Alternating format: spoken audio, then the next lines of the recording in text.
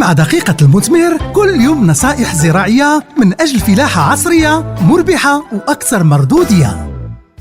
أخي الفلاح أختي فلاحة، في حلقة اليوم بحول الله غنتكلموا لكم على استغلال وتحويل منتوج التفاح. فكتشير التقديرات بلي ثلث الانتاج من الفواكه والخضروات كيضيع او كيتلاح خلال فترات ما بعد الجني، اي ما يقارب 20 الى 40%. السبب الرئيسي هو نقص التكنولوجيا الغذائيه وسوء التعامل مع الفائض ديال المحاصيل الغذائيه.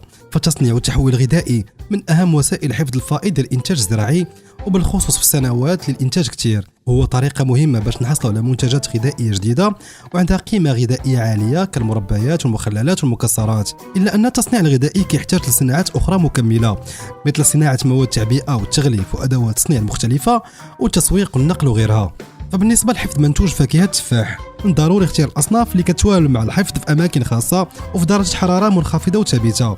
وينبغي ان تكون الغرفه مظلمه ومهويه مزيان والرطوبه تكون ما بين 70 و 80%.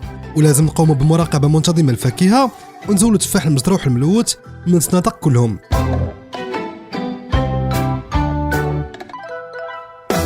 اخي الفلاح اختي فلاحه، وبالنسبه لتحويل منتوج فاكهه التفاح، يمكن تستعملوا التفاح لصنع منتجات غذائيه كثيره، والوقت ما سامحش لينا باش نتكلموا عليها كلها، ومنها بالخصوص العصائر.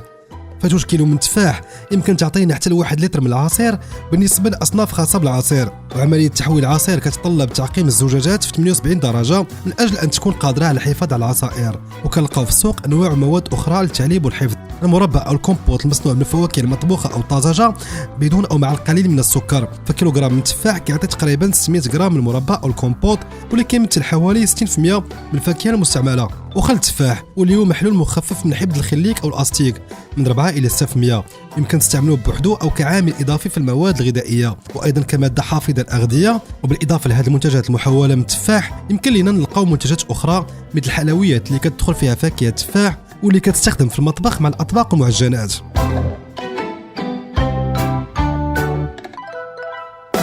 اخي الفلاح اختي الفلاحه، وباش نقص من المشاكل اللي كتحد من تطور التحويل الغذائي في بلادنا، فعلينا جميعا نقربوا المصانع الغذائيه والتعاونيات من مواكبه البحث العلمي لتطوير الانتاج وحسن استعمال المنتوج، وبالتالي الرفع من قدرات منتجاتنا المصنعه محليا على المنافسه في السوق الدوليه. نخدموا جميع باش نوفروا المواد الاوليه من المنتجات الفلاحيه اللازمه للتصنيع الغذائي على مدار العام كامل، وما نعتمدوش كما هو الحال على انتاج زراعي موسمي.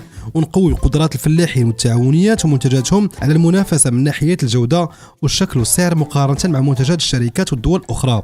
وبرنامج المثمر كيعمل جد في هذا السياق في جميع مناطق المغرب، والله المعين. مع دقيقة المثمر اليد في اليد من أجل فلاحة مثمرة ومستدامة.